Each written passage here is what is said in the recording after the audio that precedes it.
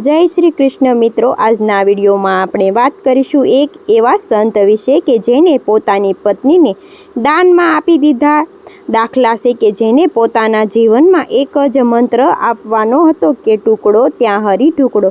सौराष्ट्र में हाल पण विश्वनुं एकमात्र एवुं मंदिर एवुं छे के आवेलुं छे के ज्यां एक पण रूपियो तो ठीक पण श्रीफळ पण नथी स्वीकारातुं। ए वीरपुरना संत जलाराम बापानी वात आपणे आजना आ विडियो में करीशुं। जो आ विडियो जलाराम बापानो संपूर्ण इतिहास विषे बात करवाना छीए तो आपने आ विडियो पसंद आवे तो लाइक करजो, शेर करजो। आपने आ विनंती है कि आ विडियो अंत सुधी जरूर जोजो अने विडियो ने पसंद आवे तो लाइक करजो, शेर करजो अने अमारी चेनल सब्सक्राइब करी लेजो, जेथी जलाराम बापानु नाम लईने करीए विडियो शरूआत।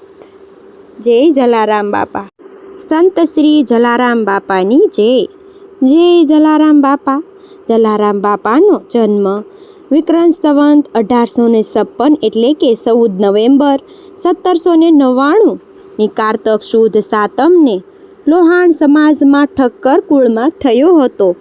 ભગવાન રામના ભક્ત હતા। ગુજરાતના રાજકોટ જિલ્લામાં આવેલું વીરપુર લોહાણ ગૃહસ્થને ઘેર રાજબાઈ માતાની કુખે જન્મેલા જલારામ મુખે માત્ર 5 વર્ષની ઉંમરે રામ રામ સીતારામનો મંત્ર હતો। પિતા વેપારી હતા। ગામડામાં એમની નાનકડી હાડડી હતી। વેપારીના દીકરાએ ખપ જોગું ભણવું તો પડે જ, એટલે કે પિતાએ એને ગામડે નિશાળમાં ભણવા મોકલ્યા। પણ બાળક જલારામ સિદ્ધ ભણવા ગણવા કરતાં સાધુ અને સંતો તરફ વધારે હતું। સાધુને જુએ એનો હાથ પકડીને ઘેર જમાડવા તેડી લાવે। આમ નાનપણથી જ તેમના ભક્તિના બીજ રોપાઈ હતા। 1816ની સાલમાં 16 વર્ષની ઉંમરે તેમના લગ્ન આટકોટના પ્રાગજીભાઈ ઠક્કરની પુત્રી વીરબાઈ સાથે કરવામાં આવ્યા। વીરબાઈ પણ ધાર્મિક અને સંત આત્મ હતા। આથી તેમને પણ જલારામ બાપા સાથે સંસારી વૃત્તિઓનો વિકર્ત રહી ગરીબો અને જરૂરિયાતમંદોને સેવાના કાર્યમાં ઝપલાવી લીધું।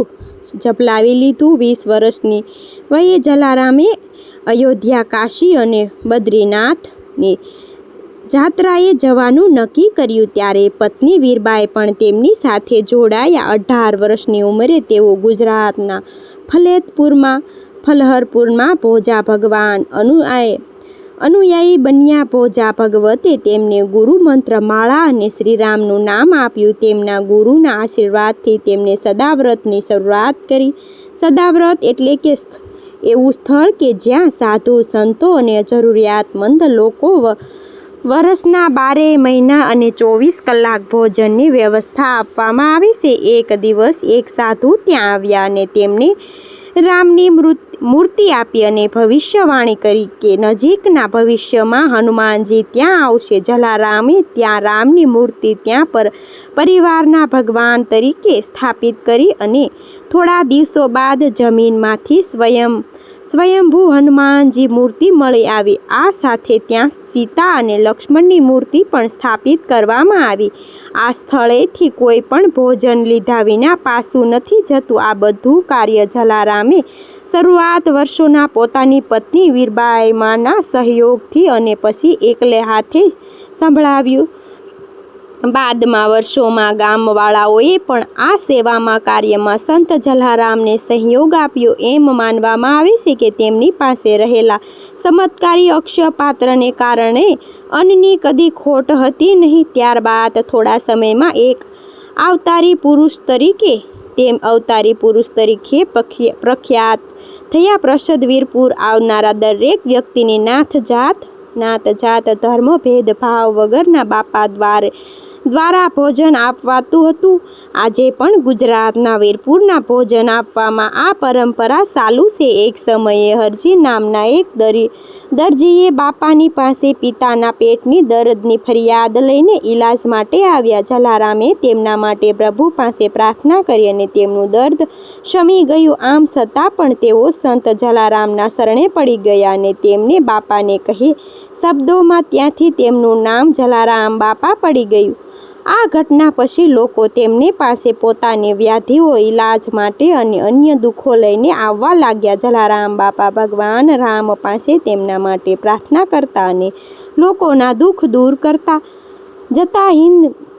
હિન્દુ તેમજ મુસ્લિમ બંને ધર્મના લોકો તેમના અનુયાયી બન્યા. 1822માં જલારામ નામનો એક મુસલમાન વ્યાપારીનો પુત્ર બીમાર પડ્યો. ડૉક્ટરો હકીમોએ તેમને સાજા થવાની આશા મૂકી દીધી હતી.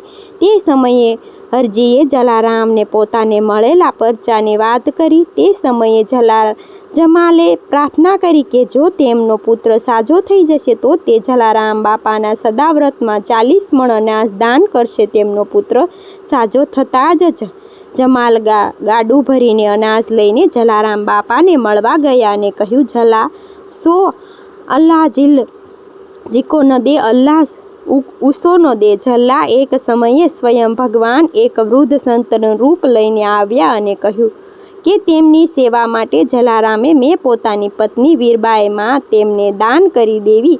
જલારામે વીરબાઈમાં સાથે મસલ કરી અને તેમને રજા મળતા જ તેમને વીરબાઈમાને સંતની સેવા માટે મોકલી આપ્યા. પણ અમુક અંતરસાલીની જંગલમાં પહોંચ્યા. સંતે વીરબાઈમાને ત્યાં થોભીને રાહ જોવાનું કહ્યું. માતાએ ત્યાં રાહ જોઈને પણ તે સંત પાછા ન આવ્યા. એથી આ આકાશવાણી થઈને આ તો માત્ર દંપતી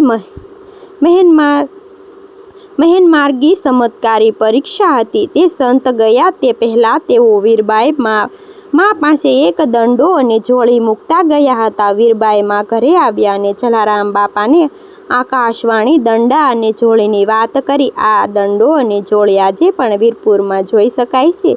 તેને કાચની પેટીમાં દર્શન માટે મૂકેલા છે.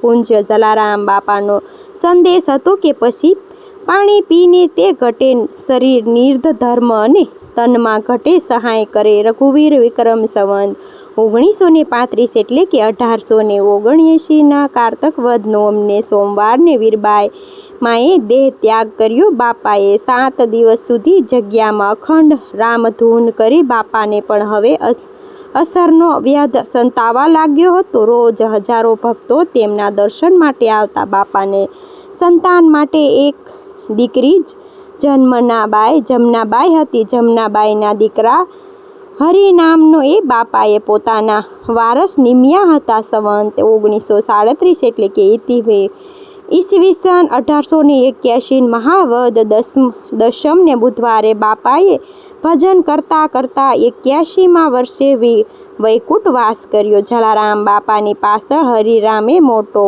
મેળો કરેલો. મેળામાં એક અજાણ્યો સાધુ આવી ચડ્યો. બધાએ નમસ્કાર કરતો એ ભંડાર ઘરમાં ગયો. ત્યાં એક લાડુ લઈને તેનો ભૂકો કરીને તેને ચારેય દિશામાં વહેંચ્યો. અખંડ ભંડાર બોલતો એ ક્યાં ચાલી ગયો તેને કોઈને ખબર નહીતર આજે બાપાનો ભંડાર અખૂડશે. અહીં ભક્તો પાસેથી દાન લેવામાં આવતું નથી. આ વિશ્વનું એકમાત્ર એવું દેવસ્થાન છે જે કોઈ જાતનું દાન લેતું નથી. આજે પણ જલારામ બાપાનું નામ તેમના સેવામાં કાર્યને લીધે દેશ વિદેશની ગુંજે છે. રામ નામે લીધેલ હે દેખ શબ્દોમાં રામ તાકે બદ વંદન કરું. જય જય જલારામ, જય શ્રી રામ, જય જલારામ. તો મિત્રો, આ હતું સૌરાષ્ટ્રના સંત જલારામ બાપાનો સંપૂર્ણ ઇતિહાસ. મને આશા રાખું છું કે આ વિડીયો આપને પસંદ આવ્યો હશે. જો પસંદ આવ્યો હોય તો લાઈક કરજો, શેર કરજો, સગા સંબંધીને શેર કરજો અને સબસ્ક્રાઈબ કરી લેજો. જો આપ સૌને મને સાંભળી એ માટે ધન્યવાદ. આપ સૌને મારા જય શ્રી કૃષ્ણ.